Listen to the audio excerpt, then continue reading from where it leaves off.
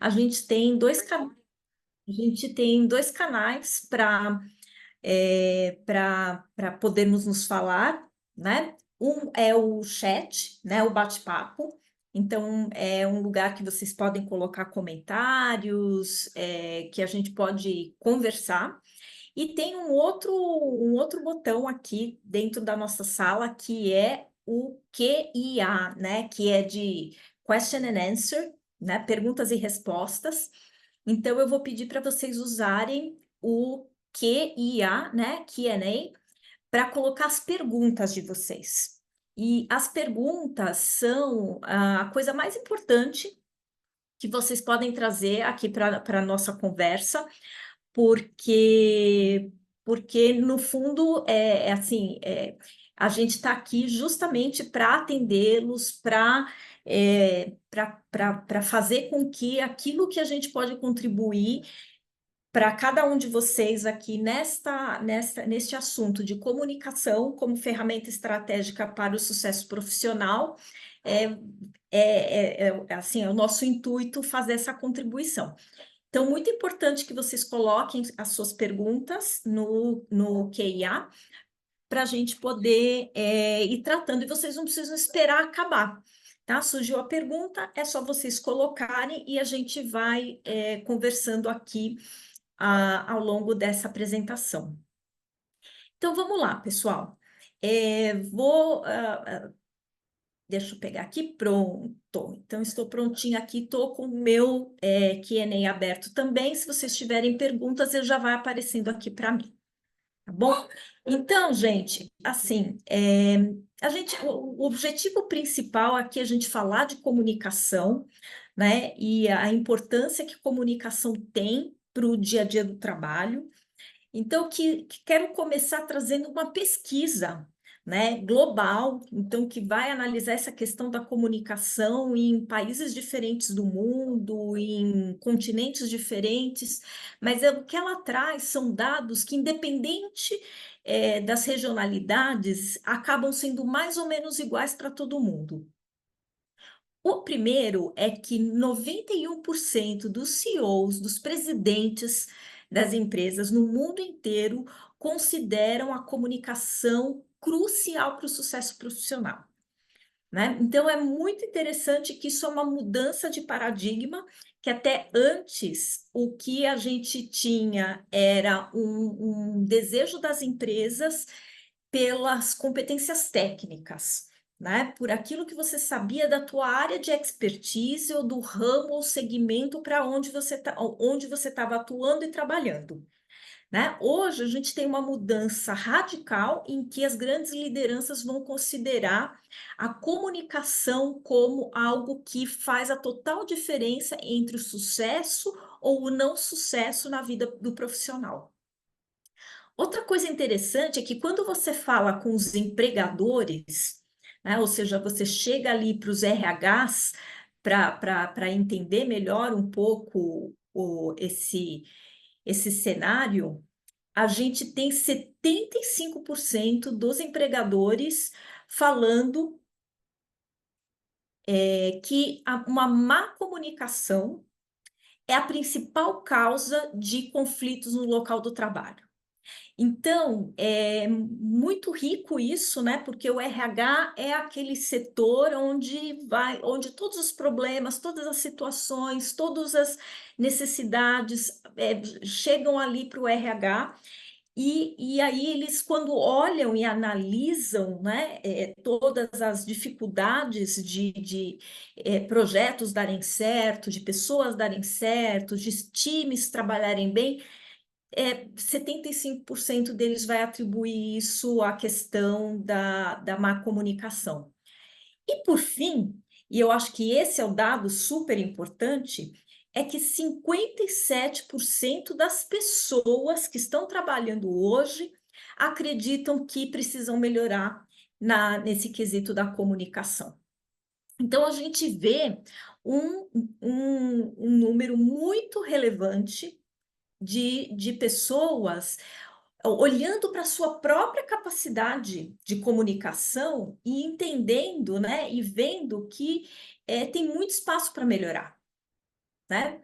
Então, gente, acho que assim, então a gente olhando esse cenário que é global, a gente percebe que a comunicação, se for bem, se ela for, se a gente criar estratégias e recursos para nos comunicarmos bem, a chance da gente conseguir um emprego, conseguir um bom emprego, permanecer no emprego e crescer no emprego aumentam drasticamente, tá? Então, vamos lá. E no Brasil, né? Como é que essa questão da comunicação é enxergada, né, do ponto de vista aí da atuação profissional? Então, aí eu trouxe uma pesquisa da Cato, que fez uma avaliação com 3.500 profissionais de RH de empresas brasileiras, né? Então, pessoas, diretores de recursos humanos, gerentes, especialistas, consultores de recursos humanos brasileiros, reconhecendo que a comunicação aqui no Brasil é uma das competências mais valorizadas. Então, a gente percebe que, assim, existe uma confluência entre essa visão global da importância da comunicação e a visão que a gente tem localmente quando a gente olha o cenário brasileiro. Mas e aí, né? Então, isso é tão importante, acho que é fundamental a gente entender ah, o que que é se comunicar, né? Então, aí eu trouxe esse contraponto aqui, de comparar a diferença, né, entre falar e comunicar-se. Porque podem parecer as mesmas coisas. E então, assim, é bem legal isso, porque é como ver e enxergar, né? Existe uma diferença sutil entre as duas coisas. Você pode ver, mas olhar para alguma coisa e não enxergar um detalhe. Da mesma forma, a gente pode falar e não estar se comunicando. Então, para entender essa diferença, né? Para mim, como uma pessoa que trabalha com linguagens há quase 30 anos, eu gosto de dividir da seguinte forma: falar é incidental, ou seja, é corriqueiro, é da rotina, a gente faz sem pensar, a gente faz sem querer, né? É a ideia do incidente. Então, ela é incidental. Agora, quando eu me comunico, é intencional. Então, existe uma diferença na execução e na utilização da linguagem, dos recursos da linguagem, quando a gente está falando e quando a gente está se comunicando. Existe uma camada que a gente coloca no processo de utilização da linguagem quando a gente põe uma intencionalidade, uma intenção naquilo que eu estou dizendo. Vou tentar explicar um pouco melhor. Quem nunca se arrependeu de algo que já disse? Jeff, você tá aí com a gente, Jeff? Eu sei que você Eu está tô, sem câmera. tô Você sim. já se arrependeu de alguma coisa que você disse na vida? Já me arrependi já algumas vezes. Pois é, né? E aí a gente fica com aquele peso na consciência.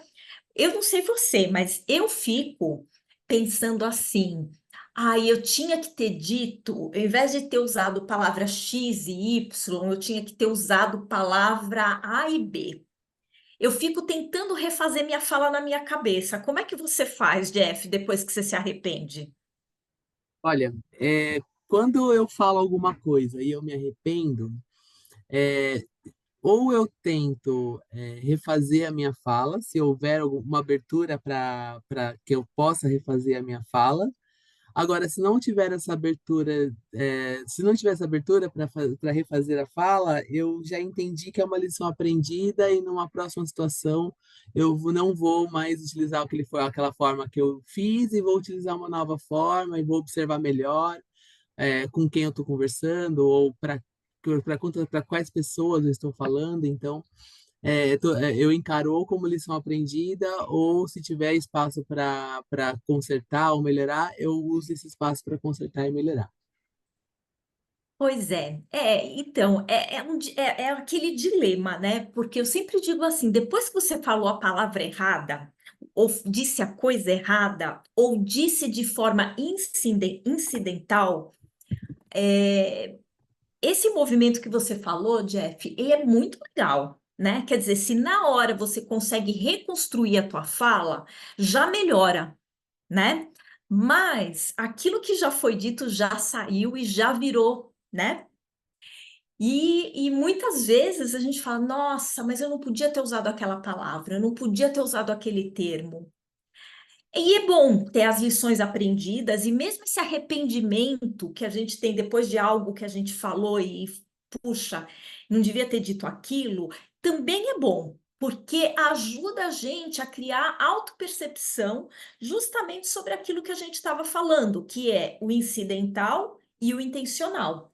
Fala assim, puxa, eu naquele momento foi quase um acidente. Não é assim, Jeff? Assim, puxa, nossa, falei aquilo, foi quase um acidente de carro, não queria ter falado aquilo. E bateu, né? E Totalmente. então, Então, isso demonstra, né, o quanto as pessoas se arrependem de coisas que falam, demonstra justamente esse dilema, né? 100% das vezes a gente se arrepende de algo que a gente falou e não de algo que a gente buscou trazer para o nível da comunicação. Porque a intencionalidade, né, ela nos ajuda a evitar essas coisas que a gente diz e que não funcionam. Então, quando a gente está só falando, a gente normalmente vai pelos impulsos, a gente vai pelos gatilhos inconscientes, então tem sempre aquelas coisas que fazem a gente perder a cabeça. Eu não sei você, Jeff, mas eu, por exemplo, eu perco a cabeça quando alguém levanta a voz para mim. Eu tenho os meus gatilhos são com silêncio, por exemplo. Se eu tô conversando com mais pessoas, ou se eu estou numa sessão de treinamento, por exemplo, e eu percebo um silêncio em situações que eu esperava, por exemplo, que houvesse uma interação maior. E aí, nesse momento, eu acabo ficando um pouco mais nervoso. Então, você vê como é diferente para cada um, né? Tem pessoas que os gatilhos são, por exemplo, quando alguém diz uma falsidade. Outras pessoas, os gatilhos estão em quando algo é dito e que pode soar como uma crítica. Então, tem a ver com sentimentos, emoções, com reagir imediatamente depois que alguém diz alguma coisa para a gente ou faz alguma coisa para a gente. E tem muito a ver com orgulho, né? Quer dizer, assim, a minha autopreservação, eu querer é, é, estar nas relações sempre de maneira em que eu sou uma referência, eu tenho razão na minha maneira de ver o mundo, eu tenho razão nas minhas opiniões. Então, via de regra, esse falar meio inconsciente, meio incidental e que, via de regra, nos leva para arrependimentos, essas falas estão emaranhadas, né, junto com esse monte de coisa. Então, assim, é falar sem pensar, que é o impulso. É falar porque é algo que sempre me desconcerta e me deixa emocionalmente desestabilizada. É porque eu reagi no segundo seguinte a alguma ação ou atitude que aconteceu no meu dia, ou porque eu não quero abrir mão de que a minha visão de mundo seja considerada correta. que a minha maneira de pensar seja considerada a correta. E aí, o que é engraçado, né, Jeff, é que o falar, quando ele vem por esses caminhos, ele, via de regra, ele não termina bem-sucedido. Então é assim, né, pessoal?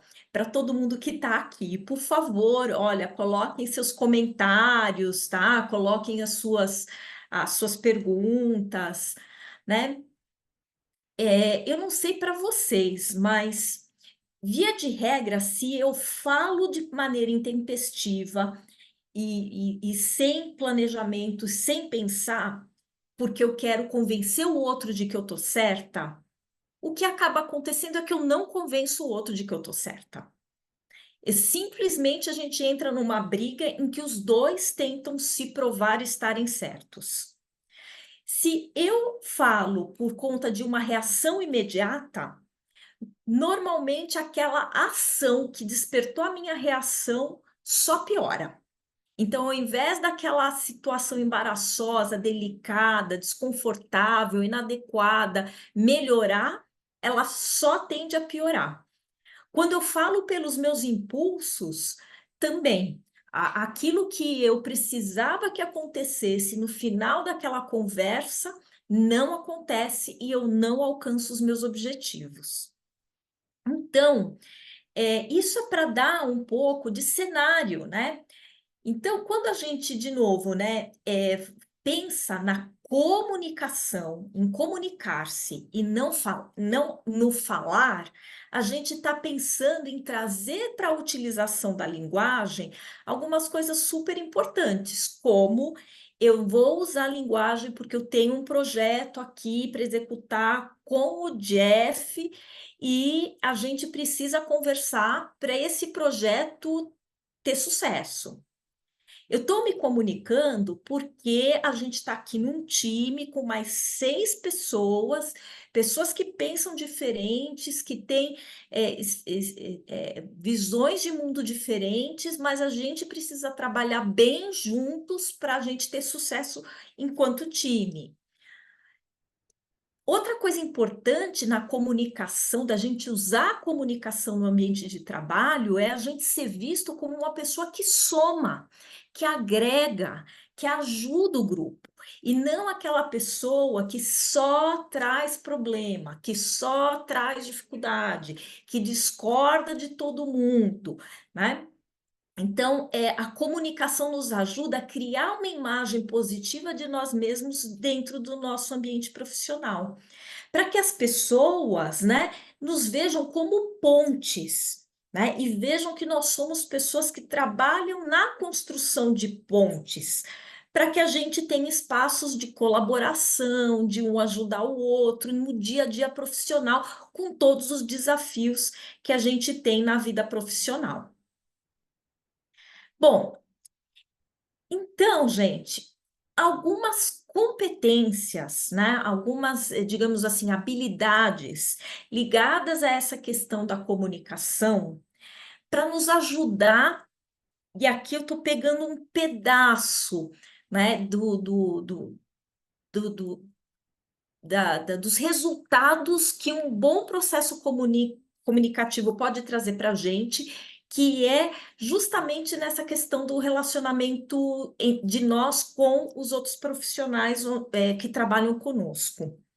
Então, algumas coisas que são muito importantes e que, Jeff, aí você vai contar para mim se essas coisas, se essas competências comunicativas aparecem nas nossas lições, lá nos nossos módulos, nas nossas várias etapas da jornada formativa do Competências para Empregabilidade, combinado? Combinadíssimo, muito bom.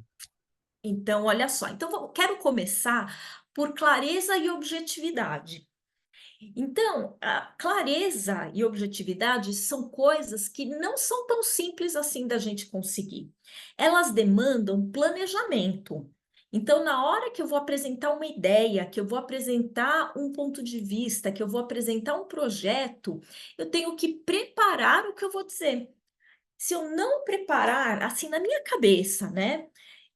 eu vou tomar a palavra para mim e falar ali ininterruptamente e provavelmente me perder do objetivo comunicativo que eu tinha naquele momento. Então, isso é muito importante, porque isso também ajuda as pessoas a entenderem onde você quer chegar. E aí fica mais fácil de eu, inclusive, olhar para o que, ouvir o que está sendo dito, já com um viés de entendimento mais claro. Então, isso aqui é uma competência muito importante. Eu sempre falo, gente, se gravem dando uma opinião, e depois se escutem e risca tudo aquilo que não precisaria ter sido dito. Esse é um treino muito legal para fazer, para ir justamente pouco a pouco melhorando a objetividade na hora da sua comunicação. Outra coisa que é muito legal e que assim, Jeff, eu não sei, mas a maioria das pessoas não vê a relação de fala e escuta. Mas elas são fundamentais, não são, para você? Totalmente. E ainda mais quando a gente fala sobre a escutativa, né? Existe a fala, que a gente recebe então uma informação de quem nós estamos conversando, e numa posição de escuta, o quanto nós estamos realmente processando e o quanto realmente nós estamos focados na mensagem, na informação que o outro está passando para a gente, né? Então, sim, Ah, totalmente. absolutamente. Então, um bom processo de comunicação não é só o que a gente diz, mas a nossa capacidade de ouvir verdadeiramente o que o outro está dizendo. Então, normalmente a gente desliga o ouvido quando o outro está falando. Principalmente se a gente tem uma postura em que eu desqualifico quem pensa diferente de mim. É muito fácil, é um processo quase inconsciente, o de ir lá e pimba, fechar os ouvidos. Então a gente está ouvindo, mas não está escutando. E escutar ativamente representa não apenas o interesse no que o outro diz, mas também a valorização da opinião do outro, mesmo que ela seja diferente da minha, e me ajuda a entender o ponto de vista da pessoa para, através da minha comunicação, que vai vir na sequência, a gente conseguir criar um espaço de entendimento comum, onde as duas partes, né, mesmo na diferença, em alguma parte haverá algo que é parecido ou que pode ser aglutinado, somado, né? Mas eu não vou conseguir detectar esses espaços se eu não tiver de verdade uma escuta ativa. E aí, esse processo de escuta ativa está ligado a uma outra competência comunicativa que nem sempre as pessoas entendem que está ligado à comunicação. E essa competência é a empatia, né? Então, ó, o Simeão colocou aqui uma pergunta e eu vou dizer assim, Simeão, aqui, muito provavelmente, a maioria das coisas se aplicam à comunicação verbal. Porque a escrita, ela nem sempre ela tem as mesmas características da relação acontecendo, o relacionamento com o outro enquanto estamos nos comunicando. Porém, abro um parênteses, isso acontece, sabe por onde? Por mensagem de texto escrita. Então, eu digo assim, o WhatsApp, por exemplo, é um lugar que a maioria das pessoas escreve texto, né? E bate e volta, bate e volta, bate e volta. Então, apesar dele ser escrito, Ele é oral na medida em que ele tem esse movimento com o interlocutor, esse ping-pong rápido com o interlocutor, né? Quando você usa elementos de escrita mais convencionais, por exemplo, você vai escrever uma carta, um relatório, né? Ou vai fazer uma revisão onde você vai colocar a sua opinião sobre um projeto. O fato dele não ter essa interlocução do tipo ping-pong faz com que você também tenha condições de planejar melhor o que você está escrevendo, né? E isso faz com que a comunicação escrita seja menos perigosa, né? No sentido assim de que a escrita você pode voltar lá e corrigir. Você pode voltar lá e substituir uma palavra mais agressiva por uma palavra menos agressiva. Mas a comunicação verbal, ela demanda justamente uma rapidez acho que a metáfora do ping-pong é boa, não é, Jeff? Porque, assim, muitas vezes o ping-pong é tão rápido que por exemplo, a gente não tem tempo para corrigir a comunicação. Você concorda, Jeff? Concordo, e a metáfora do ping-pong traz também a questão da questão do reflexo rápido. Isso. No momento em que você está, por exemplo, discutindo ou conversando com alguém e você começa a expor as suas ideias, muitas vezes pode vir uma mensagem que talvez você não estava preparado para responder.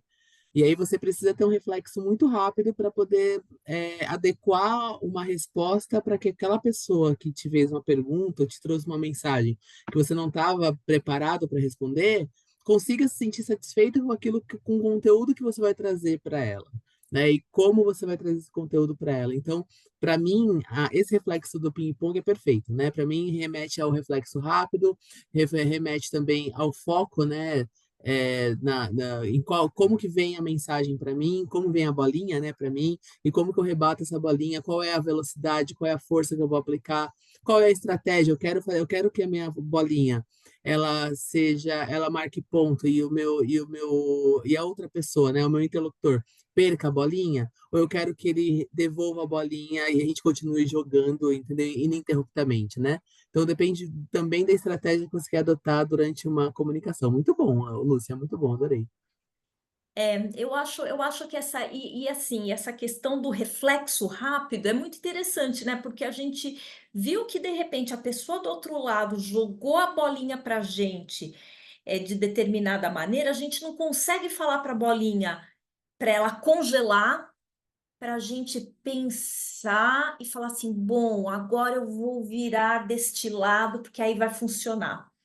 A gente não consegue. Do mesmo jeito que a gente não consegue, numa conversa, num debate profissional, numa reunião, falar para todo mundo parar de falar, para a gente pensar. Às vezes dá, né, Jeff? Se são várias pessoas, você pode se distanciar um pouco do ping-pong em duplas, né? Quatro pessoas jogando, e você planejar o seu próximo movimento, que é a sua próxima fala. Então, assim, acho que tem esse jogo, né? Então, tem jogos que são mais fáceis, porque tem mais jogadores envolvidos, tem jogos que são mais difíceis, porque somos só eu e mais um, e tem os jogos imprevisíveis, que aí a gente esperava que a pessoa fosse jogar com bolinhas lentas e de repente começam a vir bolinhas rápidas. A gente não estava preparado para isso. Então, nesse sentido, Simeão, eu acho que a comunicação verbal para o dia a dia do trabalho e para a construção de bons relacionamentos dentro do ambiente de trabalho, ela é mais desafiadora que a comunicação escrita. Agora, voltando aqui para a empatia, né? A empatia ela é fundamental para o sucesso desse ping-pong. porque, e eu acho que o ping-pong é uma metáfora muito boa, porque o jogador olha o outro jogador e antecipa o que vai acontecer pelo posicionamento do corpo, pelo posicionamento das mãos, para onde está indo o olhar da pessoa que está do lado de lá da mesa. A mesma coisa acontece na comunicação, e é a empatia que nos ajuda a entender esse jogo. Em que sentido? Porque empatia é muito vista como uma coisa só assim de o outro está sofrendo e eu me compadeço do sofrimento do outro, né? O outro conseguiu uma conquista, então eu fico feliz, né? Mas empatia na comunicação tem a ver com eu dizer alguma coisa, eu digo alguma coisa para você, Jeff, e você faz assim aquele olhinho caído, dobra assim a cabecinha para o lado. Se eu tenho uma boa capacidade de empatia, Jeff, provavelmente eu vou perceber esse teu olho caído, essa tua cabeça virada, o sorriso que estava não está mais. E vou perceber que fiz bobagem. Ou vou perceber que eu estou num terreno perigoso na minha comunicação com você. Você observa muito, Jeff, você é um cara muito observador, que eu noto, mas você faz essa leitura do não verbal para entender o resultado que a tua comunicação está tendo com outra pessoa? Sim, eu percebo muito, Lucia, e até queria te fazer uma pergunta com relação a isso.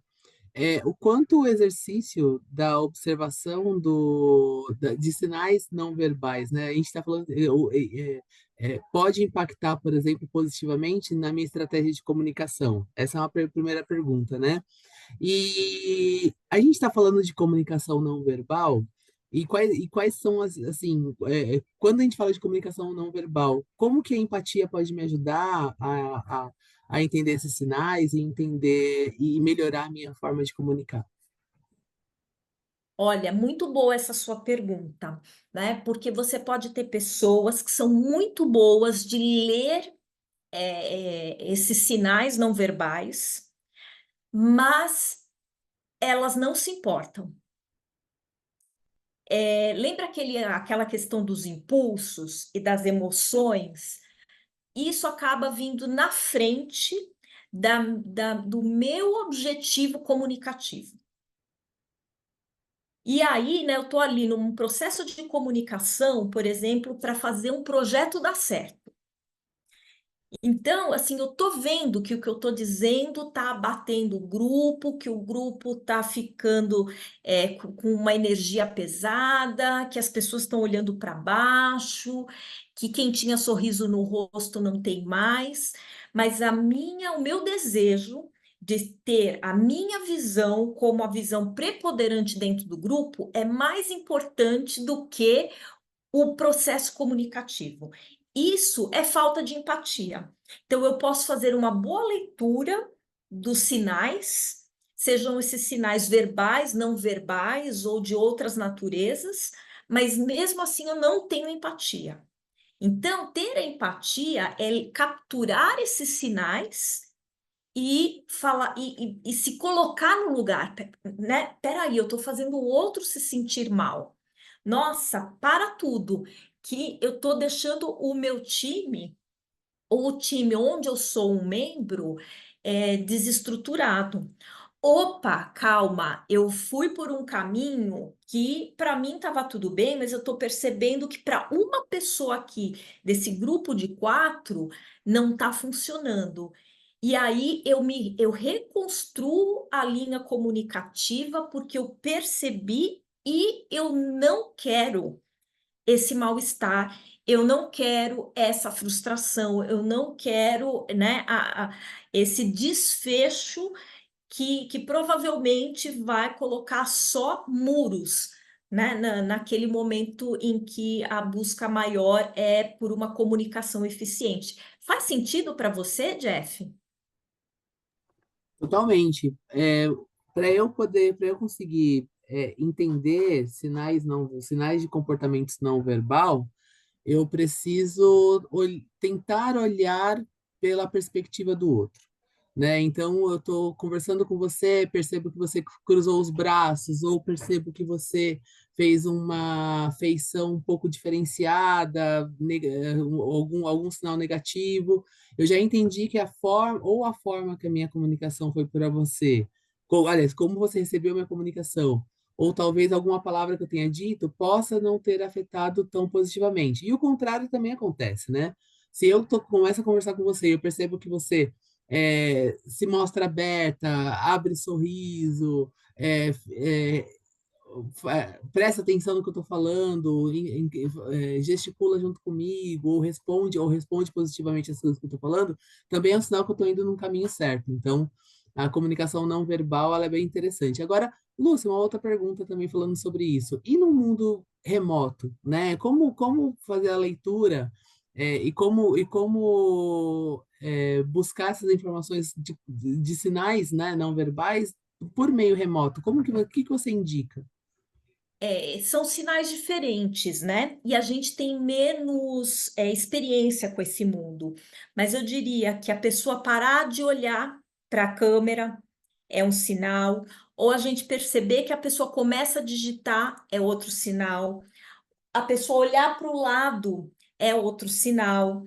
E aí, os sinais de expressão facial mesmo, né? Eu digo assim, a sobrancelha fala mais do que a boca, né? A sobrancelha cai, a sobrancelha levanta, a testa franze.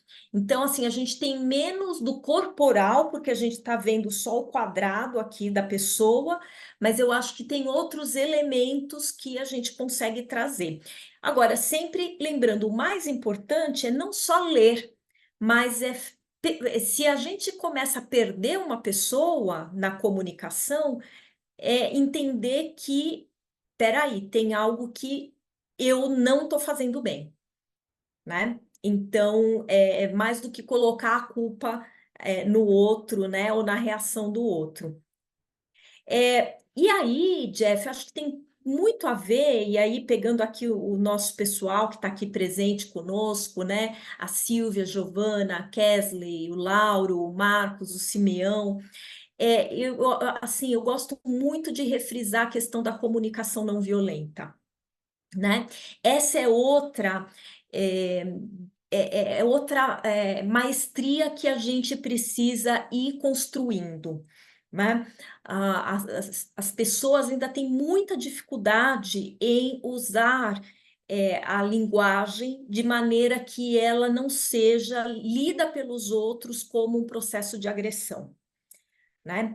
E aqui tem a ver com a escolha das palavras, mas tem a ver também com o tom de voz, com o gestual, tem a ver com a expressão facial, tem a ver com a utilização de sorrisos, a atenuar a voz, a estressar determinadas palavras e não outras, usar elementos, ao invés de falar é, isto é assim, a gente dizer isto poderia ser assim, que são amenizadores, né? Então, a comunicação não violenta, ela é fantástica, de novo, né? Para a gente conseguir chegar no objetivo profissional que está ali que está em pauta naquele momento em que duas, três, quatro ou 10 pessoas estão se comunicando, né? Ainda vale a pena, né, mencionar aqui, a gente falou de escuta ativa, mas também na capacidade de perguntar. Reparem que numa reunião, as pessoas têm muitos ímpetos para dizer coisas, né, para quererem colocar os seus pontos de vista. Mas existe sempre um número muito reduzido de pessoas que são perguntadores, né? E que na hora que você pergunta, primeiro que isso te mostra escutativa e mostra também que você está querendo entender a posição do outro. E além de tudo, A capacidade de perguntar abre os canais de comunicação, porque aquela pessoa que está colocando o seu ponto de vista no que ela é perguntada, e aqui de novo, é uma pergunta verdadeira, não é uma pergunta para ferir a pessoa, para colocar a pessoa numa saia justa, ou trazer algo que a pessoa não vai saber responder. Não, você está perguntando realmente porque você quer entender melhor. Né? Então, a capacidade de perguntar, ela ajuda muito na escuta ativa, na empatia, no entendimento e na gente encontrar, né, nas inúmeras divergências que as pessoas têm, o espaço de convergência. E é nesse espaço que a comunicação vai funcionar efetivamente e que a gente vai conseguir chegar num plano do que fazer, todos juntos, enquanto time. Isso é divergir com qualidade, tá? Então, acho que uma das competências comunicativas mais difíceis da gente construir é a da capacidade de divergir, ou seja, de se colocar num ponto de vista diferente do outro com qualidade, né? Sem que isso transforme as relações num campo de batalha, numa briga de egos, numa competição por quem tem razão, mas sim num espaço onde a gente pode usar a divergência para criar ideias e fomentar pensamentos críticos, o pensar fora da caixa, ideias novas e que a gente consiga força no outro, né? Então, isso, ao meu ver, o divergir com qualidade, ele é construído a partir das outras caixas. Então, assim, você só vai conseguir divergir com qualidade se você for claro e objetivo no que diz, se você tiver escuta ativa, ou seja, realmente querer ouvir o que o outro tem a dizer, se você tiver empatia no querer se colocar no lugar do outro, entender a perspectiva de vida que o outro tem, usar a comunicação não violenta, perguntar de verdade, porque você quer entender melhor o posicionamento do outro. Então, quando você soma esses vários elementos, você começa a criar essa capacidade de divergir com qualidade naquelas situações comunicativas. E por fim, aqui o Simeão perguntou, né, sobre a comunicação ser escrita ou verbal, né? E aí, aproveitando aí a pergunta dele, gente, queria ouvir mais perguntas, tá? Por favor, coloquem aqui. Hoje a gente também tem o desafio de, nos processos de comunicação, a gente saber que a comunicação no presencial é de um jeito, no digital é do outro e no online é de outro. E aqui, Jeff, você entende a diferença do digital e do online? Para ser honesto, não. Ai, pois é, eu coloquei aqui, mas aqui é um parênteses, digamos assim, uma visão minha. O digital, não. O online, ele é ao vivo. O digital pode acontecer por um e-mail, pode acontecer, ele pode ser assíncrono, né? Então, eu posso, num fórum, por exemplo, estou escrevendo ali, né, e tem vários alunos ou participantes, cada um colocando a sua opinião, mas pode ser que o meu interlocutor vai ler o que eu escrevi só daqui a 2 horas.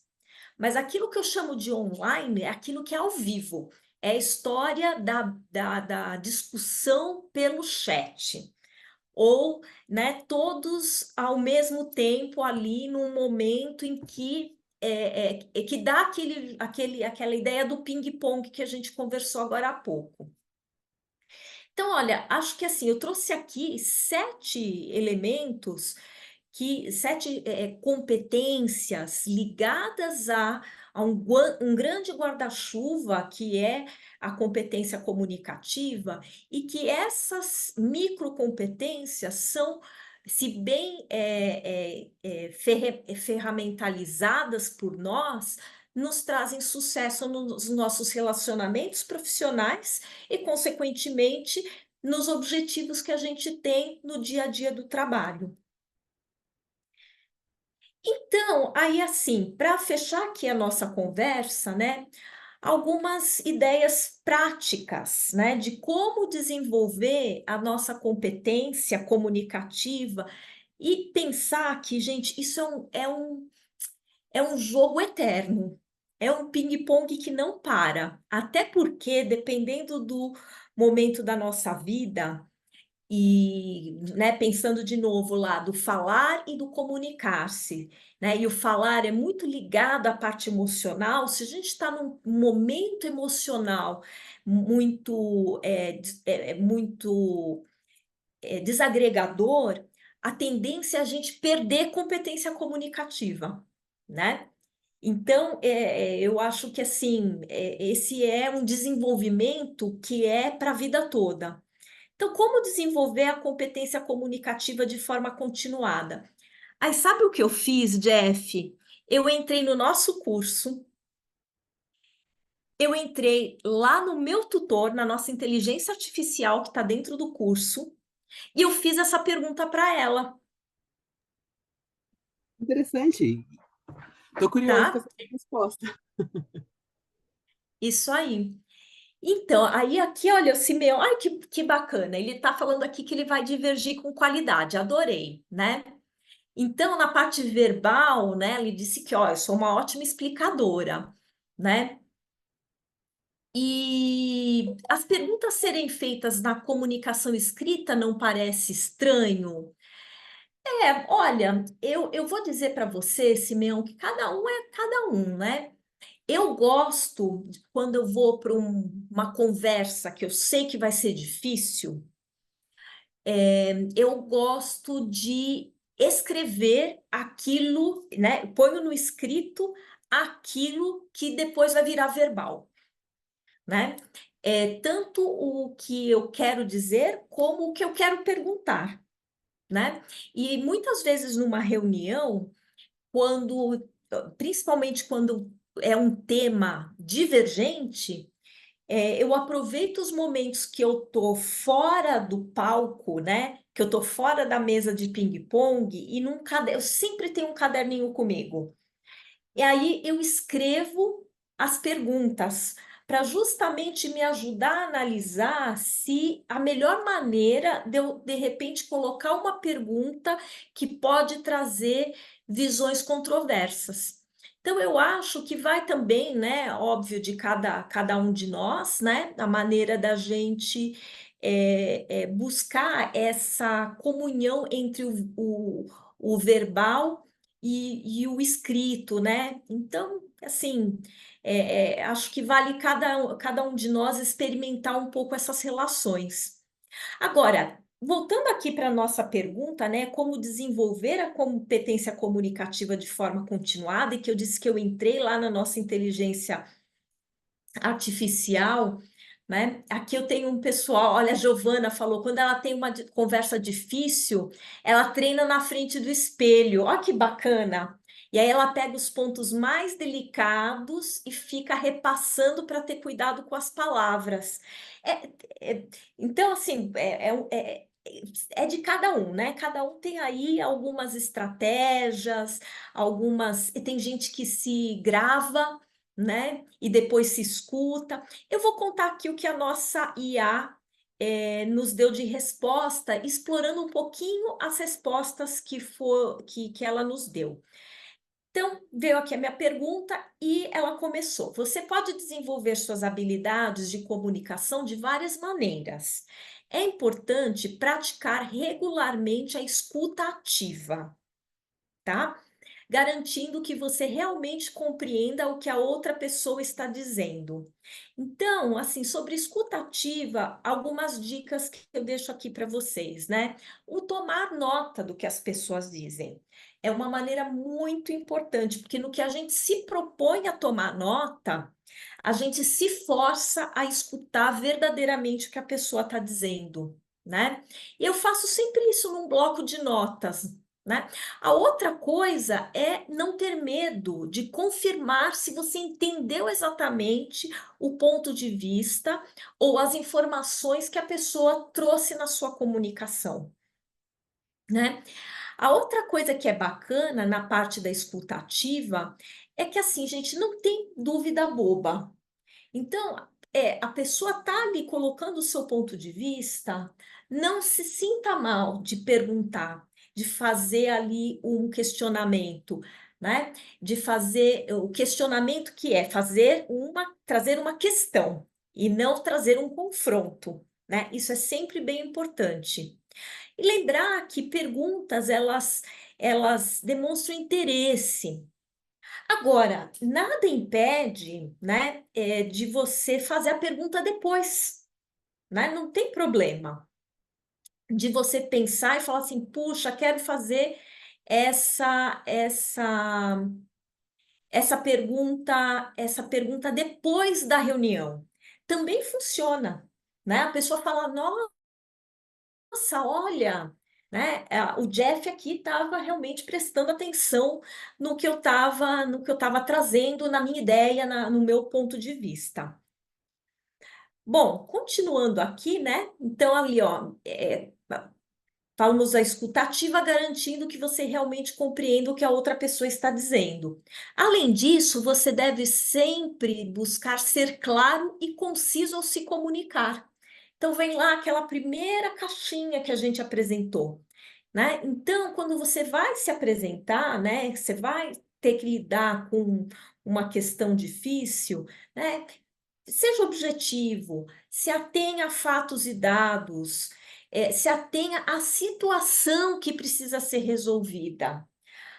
Traga para a sua comunicação sugestões para solucionar aquela situação, né? Ao invés de ficar amarrado nos problemas. E mostre sempre abertura para os demais. Então, uma coisa que funciona muito é você perguntar a visão dos outros, né?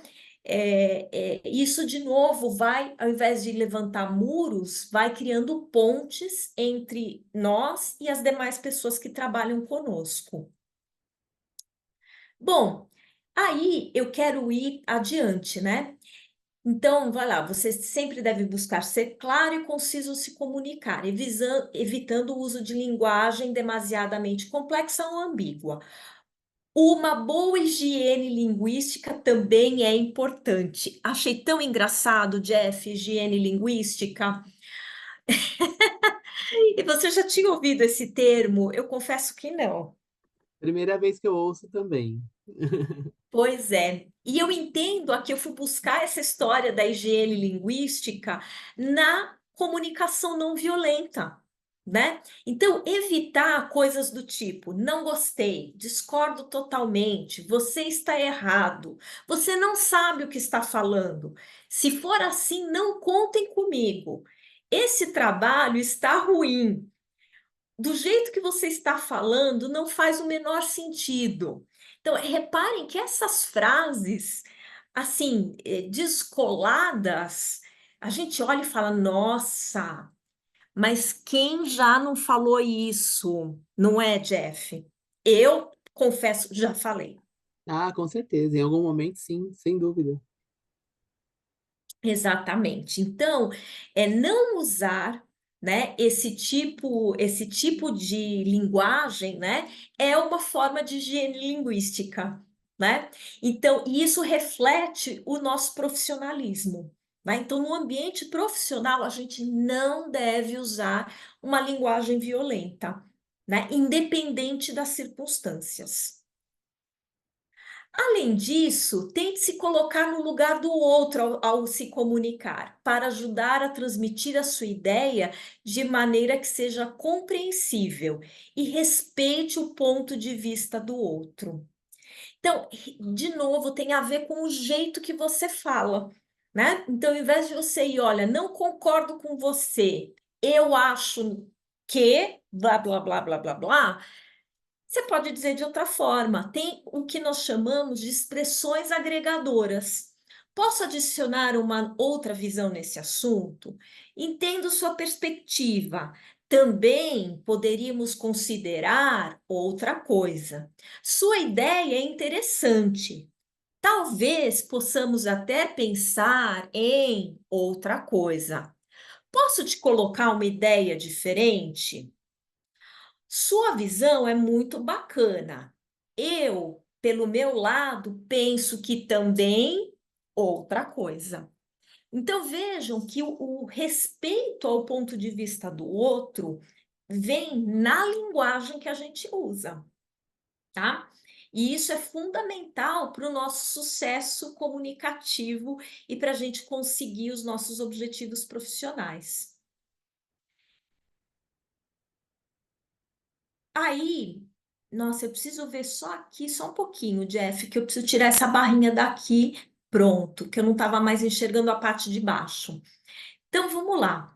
É, Por último, procure feedback sobre suas habilidades de comunicação. Isso é uma coisa, a gente tem tanto medo de feedback, né? Porque a gente sofre com a crítica. Mas os profissionais que têm sucesso nos seus projetos, nas suas carreiras, nas suas jornadas no mundo do trabalho, eles procuram o feedback.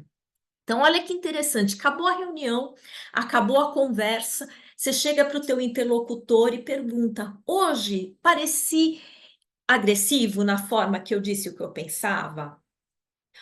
Eu te deixei desconfortável na conversa de hoje quando discordei de você? Olha, acabei usando uma palavra meio forte hoje. Eu poderia ter falado sobre aquilo. Me ajuda, né? Olha, eu sei que hoje na reunião eu pareci, tem um erro aqui, né? Pareci teimoso. Você achou que na nossa discussão aqui do projeto de junho, realmente eu dei essa ideia de estar sendo teimoso? E escuta verdadeiramente o que as pessoas têm a te dizer. Com humildade, anota, né? Porque se também você pedir feedback e depois só ficar se justificando ou tentando se defender, da próxima vez que você pedir feedback, as pessoas não vão mais falar a verdade, vão só falar, não, imagina, foi ótimo, estava tudo bem e tudo mais, e no fundo a gente não estava de verdade conseguindo usar a comunicação em prol dos nossos objetivos naquele momento. Bom,